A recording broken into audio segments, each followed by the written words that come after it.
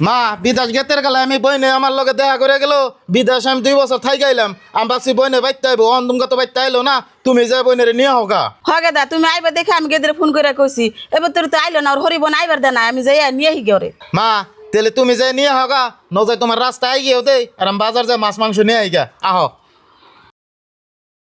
বউ তোমার ভাই এতদিন পরে বিদেশ থেকে আইলো, তোমার ভাইও তোমার দেয়া করা এলো না,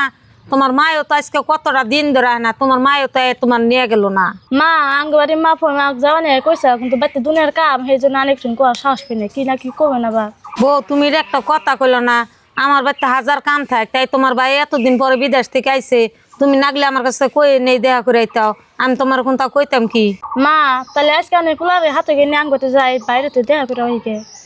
গেদি গেদি বউ দেখো তোমার মাই কইতে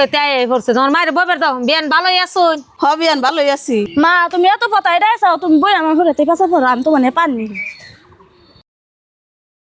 না বিয়ান বেশি দেরি করুম না, গেদা মেলার দিন পরে বিদেশ থেকে আইছে তো গেদা করলে যে গেদির আর গেদির জামের যে নিয়ে হোগা ধরো মা তো মানে সব কানছি খাই না হয় গেদি দেও সর্বটুকু আমি খাই।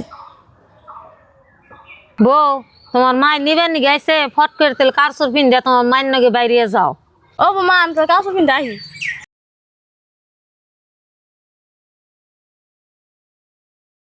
মা নাও তালি তুমি জামাই বাড়ি আইছে মা না থাকেন তাহলে আমরা গেলাম হো বউ তেল তোমার মায়ের নাকি যাও গা,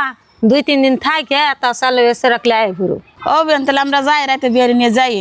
মা গরুর রে ভালো হলে ঘাস টাস খাওয়াইও আমরা তো যাই থাকো।